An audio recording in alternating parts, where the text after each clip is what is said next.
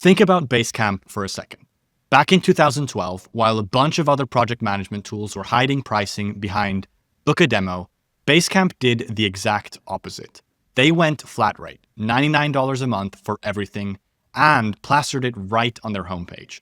No tiers, no contact sales, just here's what it costs. And they didn't just avoid scaring people away. They grew like crazy. They picked up customers globally because anyone from a 5-person shop to a team in a Fortune 500 company could see the price, make a decision, and sign up without talking to anyone. Meanwhile, their competitors were lighting time on fire in what's your budget conversations. And yeah, of course, it's not exactly the same as your software product, but the principle is identical. This whole debate of whether to publish your pricing on your website is usually framed as transparency versus secrecy. But that's not really what it's about. It's about control. Most founders hide pricing because they want control. Who sees it, when they see it, and the exact context in which they see it. But buyers are already 70% through their buying process before they talk to sales. Gartner's research team has already been banging on that drum for years. I don't need to come out and reiterate that. And when Paddle's data says that showing pricing leads to an increase in signups of anywhere from 15 to 30%, it's worth asking if you're protecting the wrong thing. Even enterprise companies are moving this way, with Zendesk, Notion, and Slack being prime examples of companies that all also serve enterprise brands, but don't hide their pricing. The truth is that you can start with small adoption in bigger organizations and land enterprise contracts if you have a self-serve motion. The transparency doesn't kill big deals. It creates the potential for a significantly higher number of them, because it's how business is done and it's how companies work, both small ones that grow and big ones that grow the adoption of your product within their organization. That said, yes, there are legitimate reasons to gate pricing. So let's walk through those for a moment.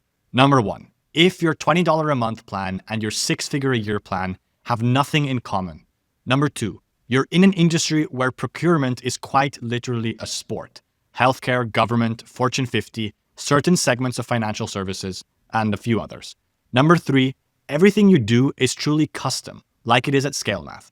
We don't really do public pricing either. But even in these cases, as in ours, which falls into category number 3, you can still give people something, a starting price, a ballpark range, a guideline. Salesforce and ServiceNow are good examples of this. And so are we. We don't quite plaster this across our site, but our pricing is out there because we realize it is actually beneficial for someone to know how much, or how little in their eyes, working with us actually costs. Why transparency usually wins. Realistically, the PLG shift is what changed everything.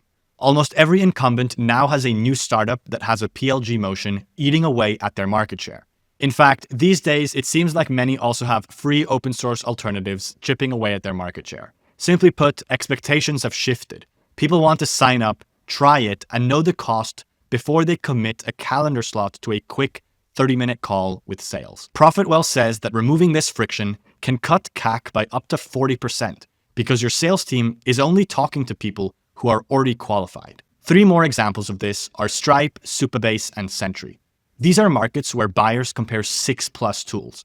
If a buyer can't understand the pricing in 60 seconds, they're already gone. And this is not just limited to dev tools. The more traditional B2B buyers are also getting increasingly used to knowing what they're getting into before they commit to spending time talking to anyone. I mean, it almost seems self-evident saying it out loud, and I hope listening to it as well. People want to know if the pricing model works for their business, then see the damn product, and then hop on a call when they can justify doing so if that's really necessary. How to think about it. I can't give hard and fast rules because those would be specific to you, and we haven't met yet. But if you'd like to connect, join the conversation in the comments or sign up for our newsletter at scalemath.com/newsletter and hit reply to the first email you get from us. Meanwhile, here are questions you can ask to work through it on your own. Is my value metric obvious? Would showing a starting point filter out bad fit leads? What is the expectation in my market? And what are my competitors doing? If you've got 6-month sales cycles and every deal is bespoke, sure, don't post a pricing table. But at the very least, consider giving people enough to know if they're in your ballpark. Because if you don't even give them that, the friction you've created means that many won't get on a call with you just for the sake of finding out. And worse, they're going to assume you're expensive, and not in a good way. in terms of actual cost to value ratio. Admittedly, after doing this for as many years as I have, the choice is usually quite obvious when looking at a specific company's model, their market, and the product itself. But whenever it isn't, our preference is towards splitting the difference with a hybrid of the two approaches. The way that Slack publishes self-serve pricing, but if you're a 10,000 person org with security and migration needs, sales takes over. It works because it lets small teams get started today while still having a sales motion in place to appeal to the whales that actually want it. When doing this, bear in mind that it can go wrong. Publishing pricing before you've nailed your value metric. This leads to instant confusion. Although this may, again, sound a bit self-evident, it does need to be clear what the value metric is. Seats is the easiest, but if it is more nuanced than that, you can shoot yourself in the foot with this approach if it's not well executed. Long story short, if you're still hiding pricing, the odds are that you're being principled about the wrong thing. Buyers want clarity, and your sales team wants better leads more than ever. And if you're harder to buy from than the next option, you generally end up putting yourself in a losing position. Instead, I suggest you reframe the question from should we show pricing on our website to how do we show pricing in a way that moves deals forward. Stop trying to optimize for a false sense of control or even the idea that this in any way makes you exclusive. And instead, optimize for what your ideal customers want. That's all for this time. And if you enjoyed this video, subscribe to stay tuned for more. And if you have any questions, feel free to drop me a note directly at alex@scalemath.com, or better yet, join our newsletter at scalemath.com/newsletter and hit reply to the first email you get from us. And I'll see you in the next one.